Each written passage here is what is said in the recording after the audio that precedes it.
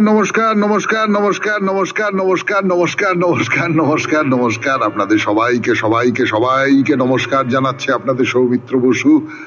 সবাইকে অজস্র শুভকামনা জানাচ্ছে, সবাইকে স্বাগত জানাচ্ছে আজকের এই শরণাগত অনুষ্ঠানে এবং সবাইকে শুভ সকাল জানাচ্ছে।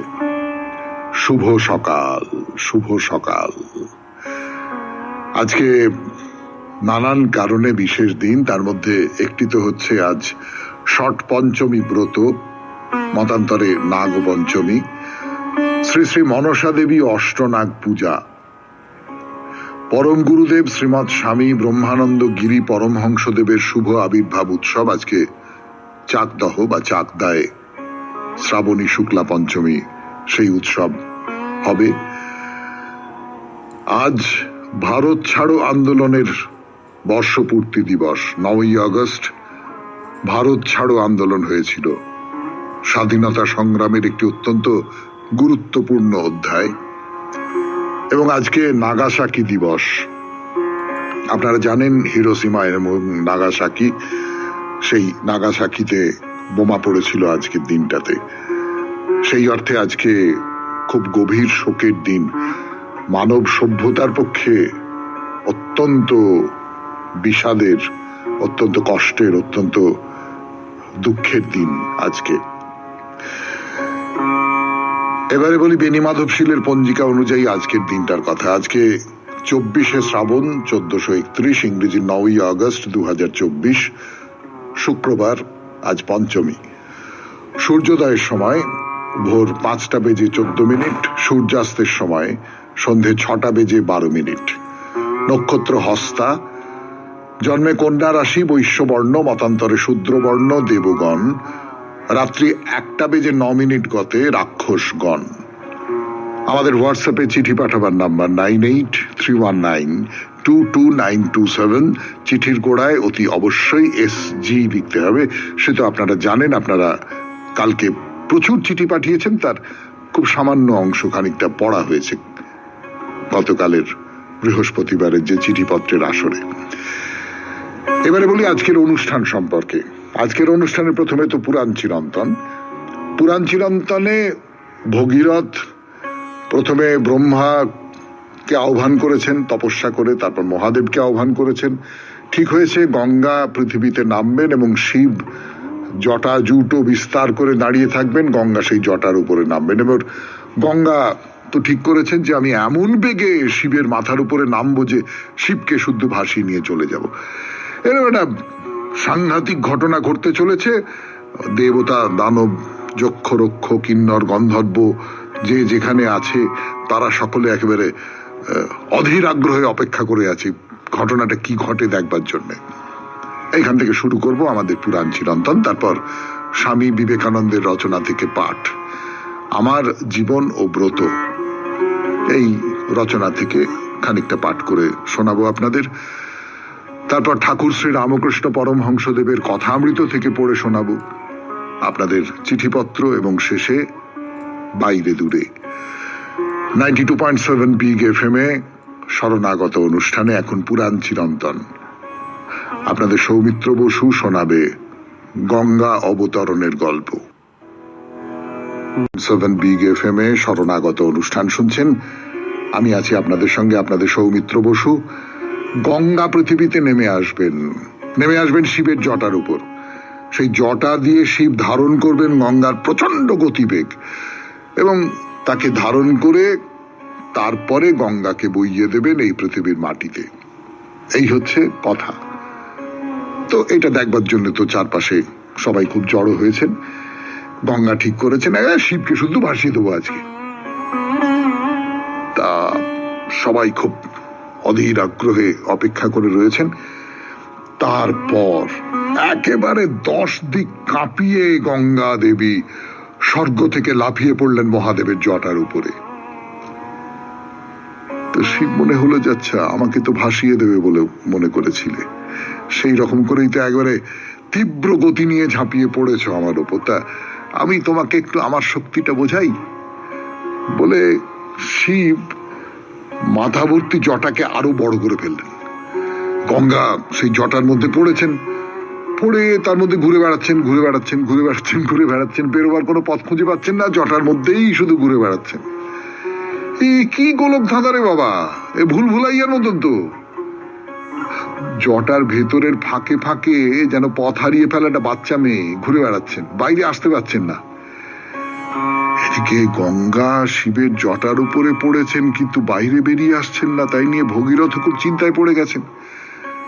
কি হলো, দেবী গঙ্গা তো শিবের জটার উপর লাফিয়ে পড়লেন, তা তো দেখতে পাচ্ছি না কেন, কোথায় গেলেন, কোথায় কোথায়? এই তো একটা, সবটা শেষ পর্যন্ত পণ্ড হয়ে যাবে নাকি। তিনি আবার স্তব শুরু করলেন মহাদেবের। তা মহাদেব বললেন যে, ও তুমি পূর্বপুরুষদের জন্য খুব আকুল আগ্রহে অপেক্ষা করছো না, পূর্বপুরুষদের উদ্ধার করতে হবে। আর ঠিক আছে, গঙ্গাকে খানিকটা জব্দ করা গেল, ব্যাস এইবারে ছেড়ে দিই। এই ভেবে তিনি গঙ্গাকে মুক্তি দিলেন। জটা ভেদ করে সপ্তধারায় বেরিয়ে এলেন গঙ্গা। 3টে জলধারা পূব দিকে আর 3টে পশ্চিমে ছড়িয়ে পড়ল। এটা নিয়ে কথা বলছি, কিন্তু তার আগে আপনাদের আমি একটা কথা বলি। এটা যে একেবারে মৌলিক আমার কথা এমনটা ভাববেন না, কিন্তু এই কথাটা কোনো কোনো পণ্ডিত এইরকম করে ঘটনাটার ব্যাখ্যা করেন।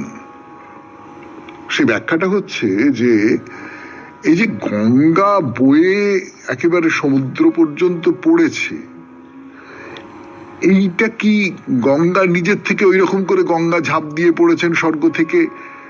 এটা তো আখ্যান, এটা তো গল্প।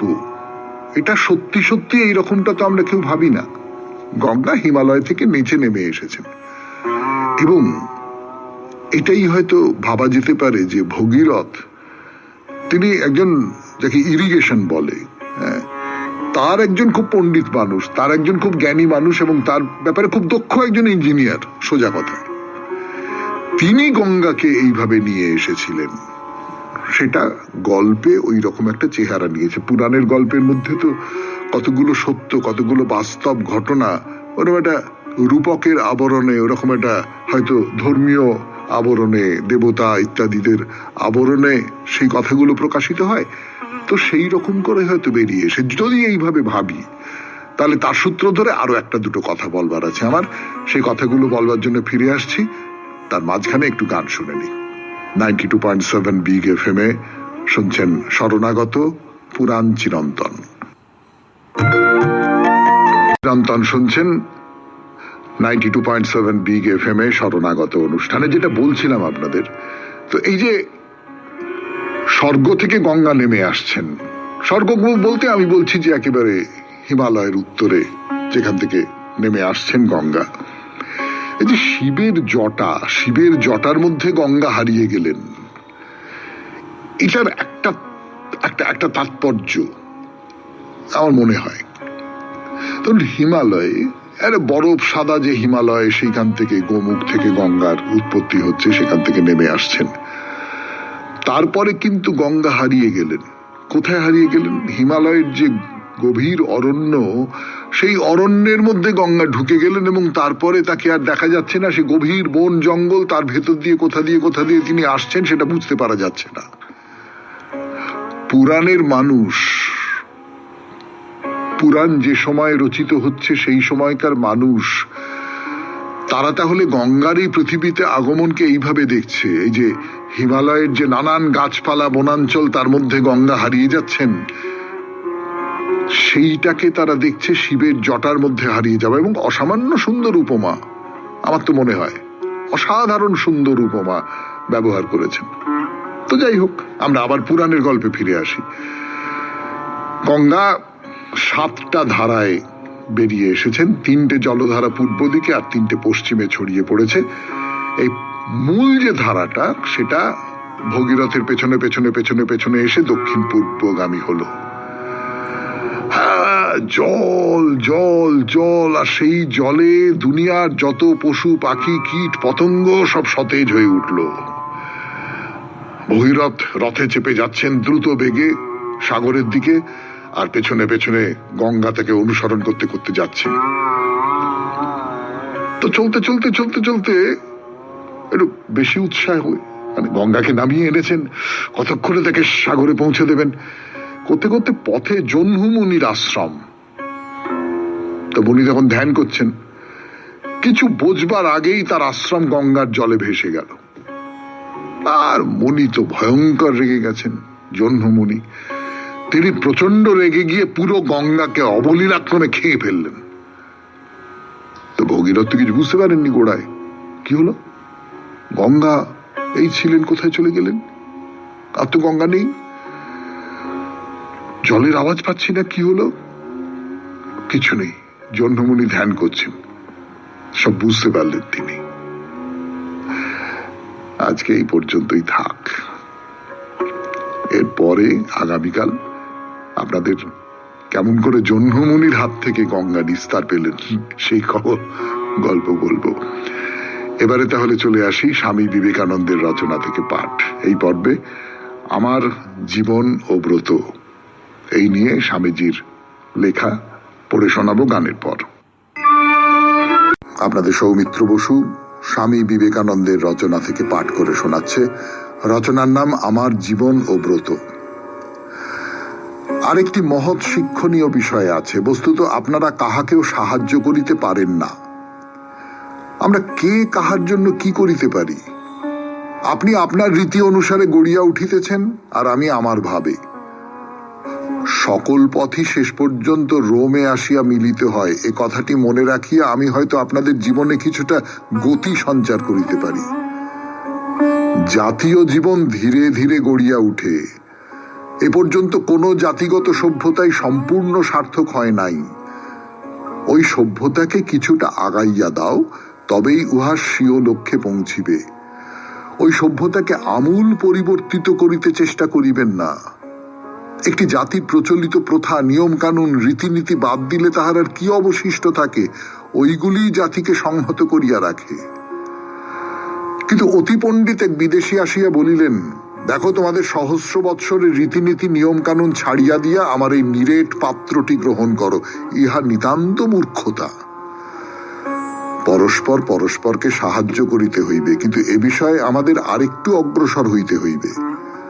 সাহায্য করিতে গিয়া নিঃস্বার্থ হওয়া প্রয়োজন। আমি তোমাকে যেরূপ করিতে বলি ঠিক সেরূপ করিলে তবে তোমায় সাহায্য করিব, নতুবা নয়। ইহার নাম কি সাহায্য? অতএব হিন্দু যদি তোমাদিগকে আধ্যাত্মিক সাহায্য করিতে চায়, সেই সাহায্যের নিয়ন্ত্রণের কোনো প্রশ্ন থাকিবে না। সাহায্য, সেবা, পূর্ণ নিঃস্বার্থতা। আমি দিলাম, এখানেই উহা শেষ। আমার নিকট হইতে উহা চলিয়া গেল। আমার মন, আমার শক্তি, আমার যাহা কিছু দিবার আছে সব দিয়াছি। দেওয়ার ভাব লইয়াই দিয়াছি, আর কিছু নয়। অনেক সময় দেখিয়াছি, যাহারা অর্ধেক পৃথিবী শোষণ করিয়া ফিরিয়াছে, তাহারাই অসভ্য হিদেন্দিগকে ধর্মান্তরিত করিবার কাজে $20,000 দান করিয়াছে। কিসের জন্য? ওই হিদেনদের উপকারের জন্য, না তাহাদের নিজেদের আত্মার পরিত্রাণের জন্য? একবার ভাবিয়া দেখুন দেখি। পাপের সমুচিত ফল ফলিতেছে। আমরা মানুষেরা নিজেদের চক্ষুকেই ফাঁকি দিতে চাই, কিন্তু অন্তরের অন্তঃস্থলে স্বস্বরূপে তিনি সদা বিরাজিত। তিনি তো কোনোদিন ভোলেন না। আমরা কোনোদিনই তাহাকে প্রতারিত করিতে পারি না। তাহার চোখকে কখনোই ফাঁকি দেওয়া যায় না। যথার্থ পরোপকারের প্রেরণা সহস্র বৎসর পরেও ফলবতী হয়। বাধা বিপত্তি সত্ত্বেও সুযোগ পাইলেই তাহা আবার বজ্রের মতো ফাটিয়া পড়িতে চায়।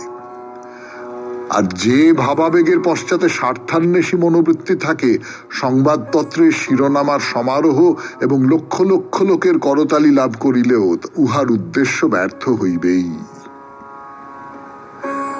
শুনলেন স্বামী বিবেকানন্দের রচনা থেকে পাঠ 92.7 বিগ FM এ শরণাগত অনুষ্ঠানে। এরপর গান, গানের পর ঠাকুর শ্রী রামকৃষ্ণ পরমহংসদেবের কথামৃত। শেষ কথা শুরু আমার কথা নয়, ঠাকুর শ্রী রামকৃষ্ণ পরমহংসদেবের কথা। কথামৃত থেকে পড়ে শোনাচ্ছি আপনাদের 92.7 বিগ FM এ এই শরণাগত অনুষ্ঠানে। ঠাকুর কি বলছেন? আপনারা এর আগের দিন কথামৃত পড়া হচ্ছিল, সেই সূত্র ধরে বলেছিলাম যে অধর অধর আরো ভালো চাকরি করতে চান, সেই জন্য ঠাকুরের কাছে এসেছেন মাকে বলবার জন্য।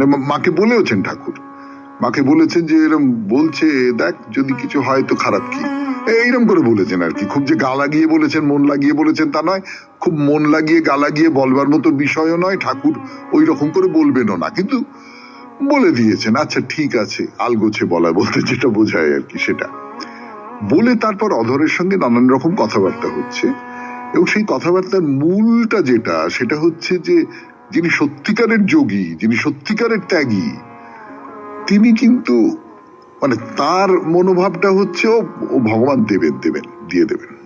যখন এই জীবনটা তিনি দিয়েছেন তখন তিনি আমাকে বাঁচিয়ে দেবেন। ও আমার এইটা নিয়ে এত কিছু ভাববার টাববার কোনো দরকার নেই। তো এসব বলে টলে তারপর ঠাকুর বলছেন যে কি বলবো, তুমি হচ্ছে হাকিম, যা ভালো বোঝো তাই করো, আমি তো মূর্খ। তো অধর খুব হাসতে হাসতে ভক্তদের বলছে উনি আমাকে এক্সামিন করছেন, আমাকে পরীক্ষা করছেন এই সমস্ত কথা বলে। আপনি মূর্খ, হ্যাঁ, আপনি আমাকে পরীক্ষা করছেন।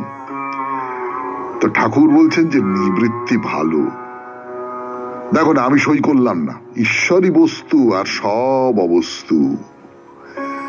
এই যে চারপাশে যা কিছু আছে, অবস্তু মানে কি? এই যে আমার শরীর, এই শরীর তো নষ্ট হয়ে যাবে, তাহলে এটা নিত্য নয়। এই আমার চারপাশে যা কিছু, এই আমি একটা স্টুডিওর মধ্যে বসে রয়েছি, তার মধ্যে নানান রকমের যন্ত্রপাতি আছে, নষ্ট হয়ে যাবে।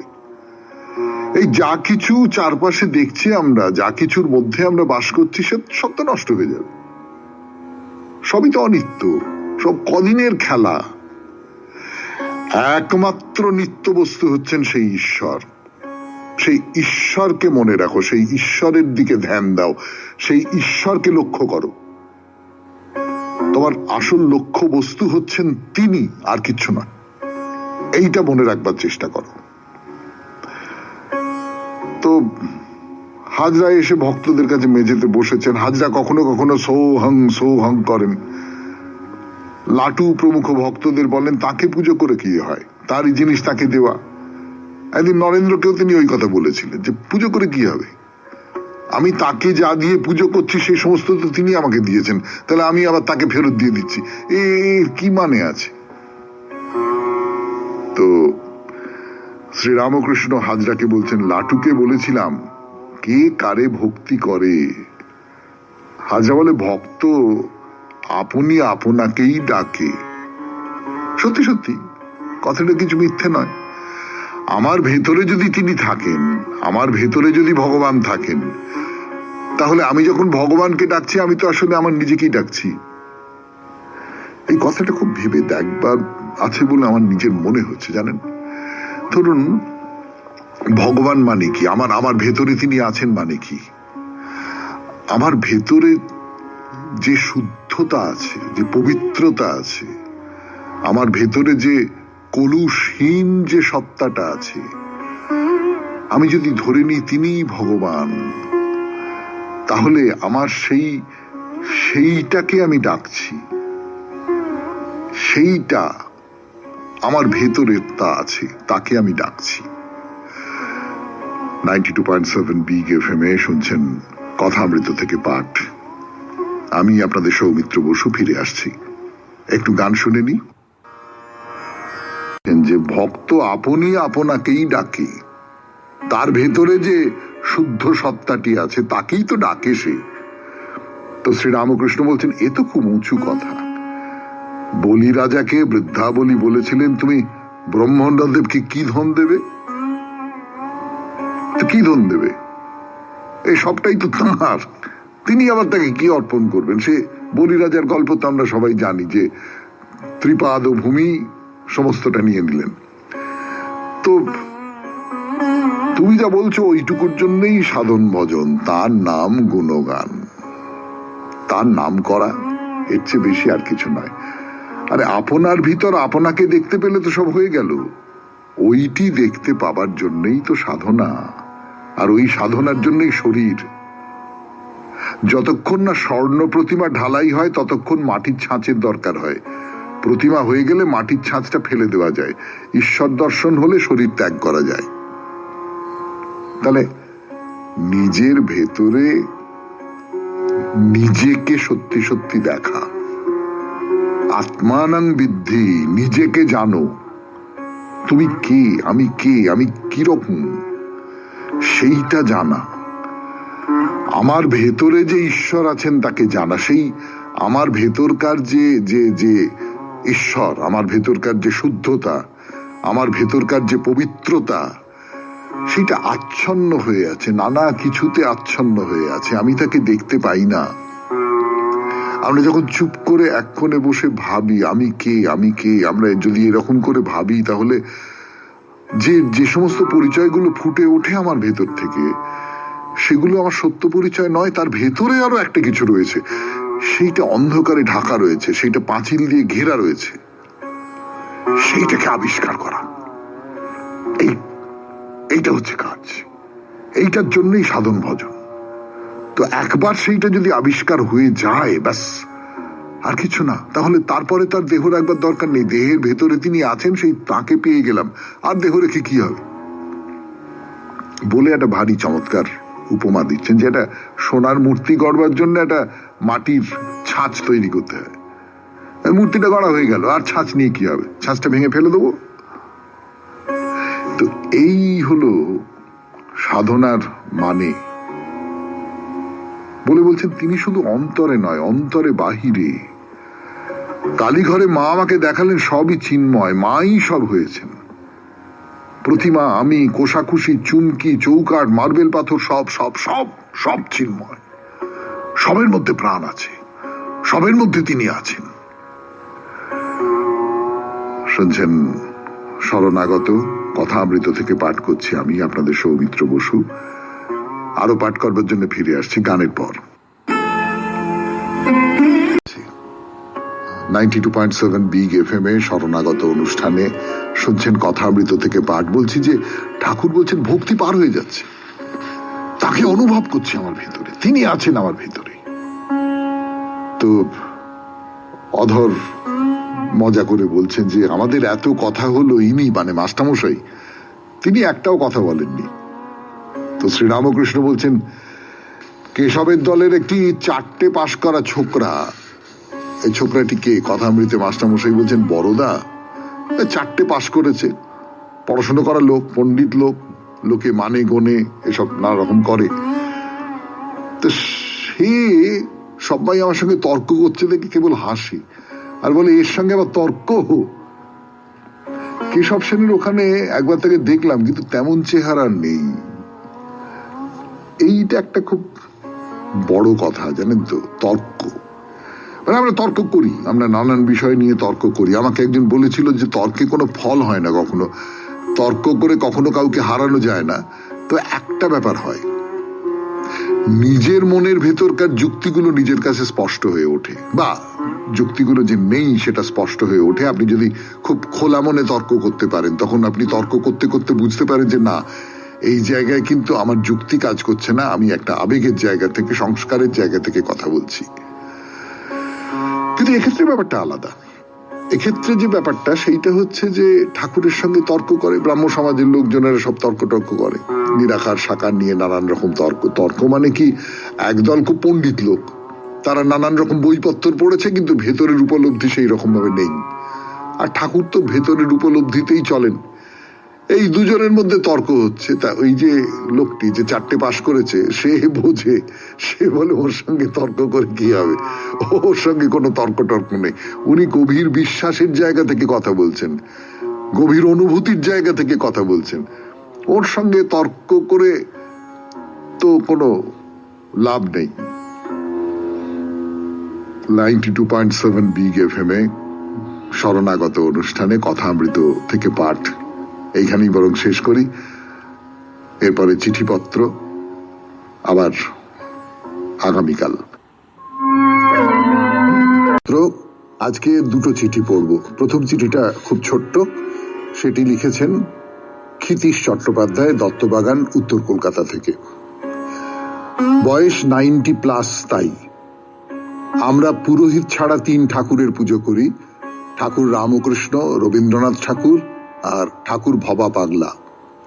সবাই সঙ্গীতে পূজিত হন। জীবনের অভিধান কথামৃত উপস্থাপনায় ধন্য হয়ে থাকি। তাছাড়া 12 বার নমস্কার শুনে পরিবর্তন হয়ে থাকি। চালিয়ে যাও ভায়া, সকালবেলায় মনটা ফ্রেশ করে দাও। দত্তবাগান, উত্তর কলকাতা, ক্ষিতীশ চট্টোপাধ্যায়। আপনাকে আর কি বলবো, আপনি আমার প্রণম্য, আমার প্রণাম গ্রহণ করবেন।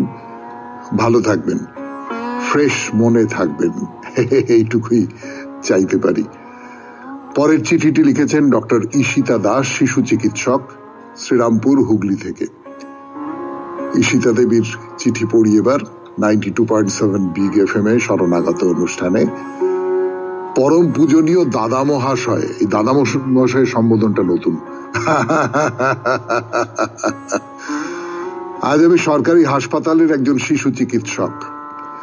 শিশুদের খুনসুটি, হাসি কান্না, অভিমান, আনন্দের বহর সবকিছুই আমাকে স্পর্শ করে। ভ্যাকসিন বা টিকা দেওয়ার আগে আমাদের গলায় ঝোলানো স্টেথোস্কোপ দেখে আগাম অনুমানে অনেক বাচ্চাই কাঁদতে থাকে। আবার দেখার পরে গাল টিপে দিলে কিংবা একটা লজেন্স অথবা ফোলানো বেলুন ধরিয়ে দিলে তার ভুবন ভোলানো হাসি দেখলে মনটাও খুব তরতাজা হয়ে যায়। তাই তো বিশ্বখ্যাত চিত্রকর পাবলো রুইজো পিকাসো বলেছিলেন, সব শিশুই একজন শিল্পী, প্রত্যেকের মধ্যে একটা শিল্প সত্তা আছে। আমাদের সকলের দায়িত্ব সেই শিল্প সত্তাকে মান্যতা দিয়ে তাকে একজন শিল্পী হিসেবে গড়ে তোলা। ছোটবেলায় বাবাকে তার চেম্বারে রোগীদের পরীক্ষা করতে দেখে আমারও স্বাদ জাগতো ডাক্তারি খেলায়। একবার স্কুলের বার্ষিক ক্রীড়ানুষ্ঠানে যেমন খুশি সাজো প্রতিযোগিতায় নামবো বলে মনস্থ করায় মাকে জিজ্ঞাসা করি কি সাজলে ভালো হয়। মা উত্তর দিয়েছিলেন, এখন তো ছোট ছোট বাচ্চাদের জাতীয় পালস পোলিও কর্মসূচি চলছে পাড়ায় পাড়ায়, সেইটা তোরা কয়েকজন ভাই বোনে তুলে ধরতে পারিস, এতে তোদের সাজাও হলো, আবার একটা সকলের জন্য মেসেজ বা বার্তাও দেওয়া হলো। মায়ের পরামর্শ মেনে আমি আমার সঙ্গে পিস্তুত ভাই বোনে মিলে 4 জনে নেমে পড়লাম যেমন খুশি সাজো প্রতিযোগিতায়। আমি হলাম ডাক্তার, আমার একটা বোন হলো সিস্টার, এক দাদা ও এক ভাই হলো স্বাস্থ্যকর্মী। বাবাই সব চিকিৎসার সাজ সরঞ্জাম দিয়ে বুঝিয়ে দিয়েছিলেন কার কি রোল হবে। নির্দিষ্ট দিনে আমরা প্রতিযোগিতায় নেমে প্রথম হয়েছিলাম। গোলবাদ্য পুরস্কার দিতে গিয়ে 4 জনে হাজির, পুরস্কার তো একটা। পুরস্কার পেয়ে সবাই টানাটানি করতে লাগলো। কপাল ভালো, পুরস্কারের কাগজটা খুলতে দেখা গেল একটা বাক্সের খোপে 6টা খুব সুন্দর চায়ের কাপ ও প্লেট ছিল। প্রত্যেকের ভাগে একটা করে নিয়ে আর 2টো বাবা মাকে দিতেই সকলে শান্ত হয়েছিল। আর একটা স্মৃতি এখনো মনকে খুব টানে। বাবার সঙ্গে মাহেশের রথের মেলায় গিয়েছিলাম। মাহেশের রথ খুবই জনপ্রিয়, বহু লোক সমাগম হয় মেলাতে। মেলায় ঢুকে একটা গ্যাস বেলুন, বাঁশের আড়মাসি ও দম দেওয়া পুতুল কিনেছিলাম। কাঠি আইসক্রিম খাবো বলে বায়না ধরায় বাবা নিমরাজি হয়ে কিনে দিয়েছিলেন। কাঠি আইসক্রিম খেতে খেতে বাবার হাত ধরে মেলার এ প্রান্ত থেকে অন্য প্রান্তে ঘোরাঘুরির সময় একটা ভিড় দেখে উঁকি মারতে গিয়ে দেখি বেশ কয়েকজন পুরোহিত মহাশয় জগন্নাথের মাথায় দুধ ঢালছেন বালতি বালতি ভরে। বাবাকে জিজ্ঞাসা করলাম, দুধ ঢালছে কেন? ঠাকুরকে স্নান করানো হচ্ছে, বাবা উত্তর দিলেন। তা স্নান করাতে কলের জল কিংবা গঙ্গার জল ঢালছে না কেন? চট করে কোনো উত্তর না দিতে পেরে বাবা বললেন, চলো আমরা মেলার অন্যদিকে যাই। এরপরে বাবার সঙ্গে ওই ভিড় থেকে বেরিয়ে আসি। তবে অত দুধ নষ্ট হতে দেখে মনটা খুব খারাপ হয়ে গিয়েছিল, মেলা দেখার আনন্দটাও চলে গিয়েছিল। বললাম, চলো বাপি বাড়ি ফিরে যাই। বাবাও কথা না বাড়িয়ে বাড়ি ফিরে চললেন। আসার পথে মেলা থেকে কেনা দম দেওয়া পুতুলটার বাঁশের আড়বাঁশিটা দিয়ে দিলাম 2টো পথ শিশুকে। ওরা পেয়ে আনন্দে নাচতে লাগলো। আর গ্যাস বেলুনটাকে উড়িয়ে দিলাম খোলা আকাশের দিকে।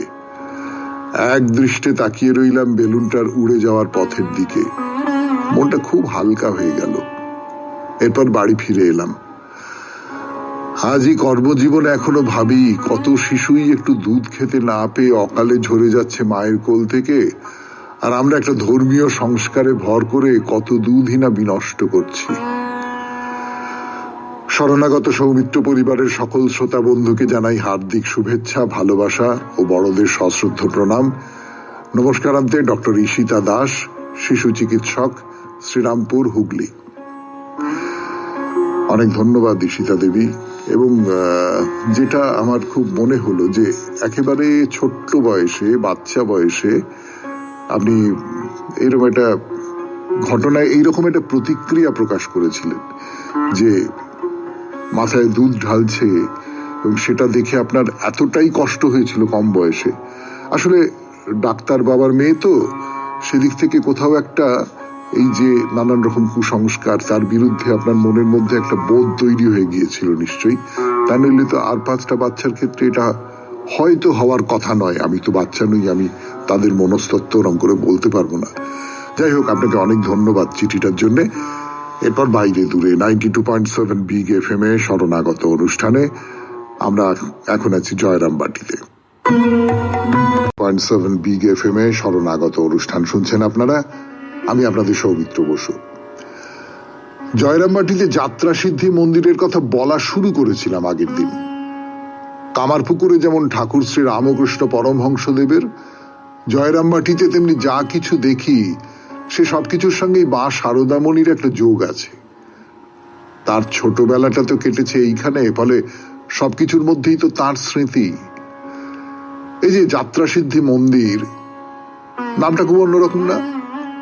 না, মন্দিরের নাম তো সাধারণত রাখা হয় দেবতা বা দেবীর নামে, যার মন্দির যিনি অধিষ্ঠান করছেন তার নামে।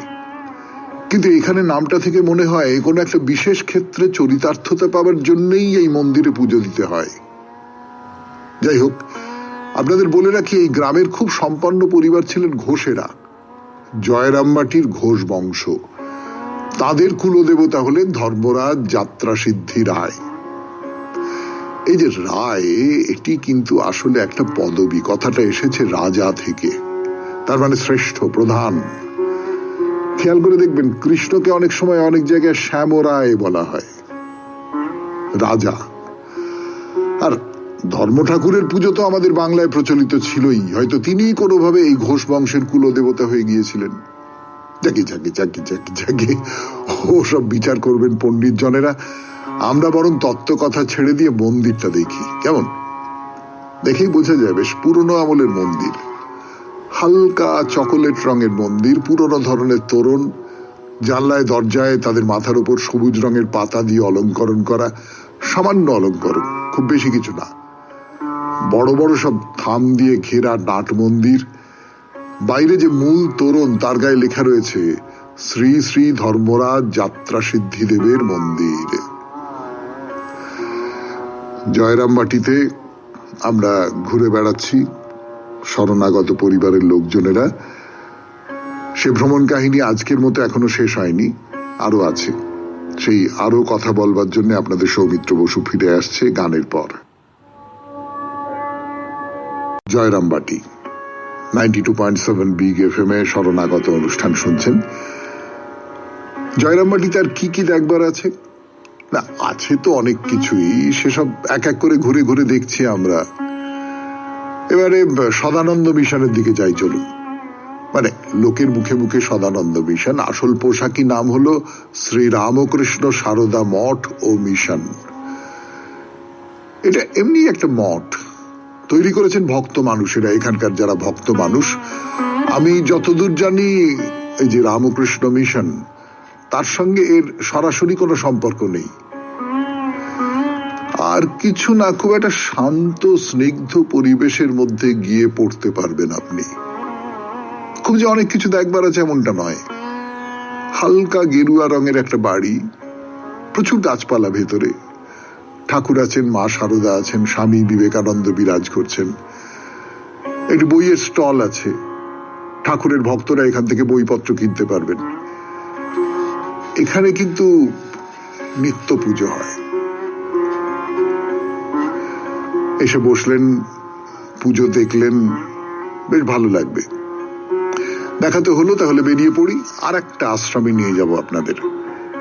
এই আশ্রমটির নাম শ্রী রামকৃষ্ণ সারদা অভেদানন্দ সাধন কুটির। দেখুন, একটা কথা বলি, ঠাকুর আর মায়ের সঙ্গে তাদের যে শিষ্যটির নাম এক নিঃশ্বাসে উচ্চারিত হয়, আপনারা সবাই জানেন, তার নাম স্বামী বিবেকানন্দ। কিন্তু তার তুলনায় স্বামী অভেদানন্দের নাম অনেক কম মানুষ জানেন না। কিন্তু এই অভেদানন্দ বড় সামান্য মানুষ ছিলেন না। তার পূর্বাশ্রমের নাম ছিল কালীপ্রসাদ। সেই সূত্রে সবাই তাকে কালী তপস্বী বলে ডাকতেন। তার সঙ্গে যারা সাধনা করতেন তার বন্ধুরা, স্বামী বিবেকানন্দ তার এই কালী তপস্বীকে নিউ ইয়র্কে বেদান্ত সোসাইটির প্রধান করে সেখানে পাঠিয়ে দেন। ইউরোপ এবং আমেরিকায় ধর্মপ্রচারের কাজে অভেদানন্দের গুরুত্ব খুব বেশি। তো সেই অভেদানন্দকেও এই মঠে তার নামটিও যুক্ত রাখা হয়েছে। সেই মঠ দেখতে যাব আমরা। আজকে তো আর সময় নেই, আজকের মতো শেষ করি শরণাগত। এবং মনে করিয়ে দিই, আমাদের হোয়াটসঅ্যাপে চিঠি পাঠাবার নাম্বার 9831922927। চিঠির গোড়ায় অতি অবশ্যই SG লিখতে হবে। এবার তাহলে কবিতা দিয়ে শেষ করি। তোমার প্রণাম এ যে তারই আভরণ, যারে তুমি করেছ বরণ। তুমি মূল্য দিলে তারে দুর্লভ পূজার অলঙ্কারে। ভক্তি সমুজ্জ্বল চোখে তাহারে হেরিলে তুমি যে শুদ্ধ আলোকে। সে আলো করালো তারে স্নান, দীপ্যমান মহিমার দান পরাইল ললাটের পর। হোক সে দেবতা কিংবা নর, তোমারই হৃদয় হতে বিচ্ছুরিত রশ্মির ছটায় দিব্য আবির্ভাবে তার প্রকাশ ঘটায়। তার পরিচয় খানি তোমাতেই লোভিয়াছে জয়বাণী। রচিয়া দিয়াছে তার সত্য স্বর্গপুরী, তোমারই প্রীতির মাধুরী। যে অমৃত করে পান, ঢালে তাহা তোমারই উচ্ছ্বসিত প্রাণ। তব শির নত দিক রেখায় অরুণের মতো, তারই পরে দেবতার অভ্যুদয়। রূপ লভে সুপ্রসন্ন পুণ্য জ্যোতির্ময়। খুব ভালো থাকবেন, আনন্দে থাকবেন। নমস্কার। নমস্কার।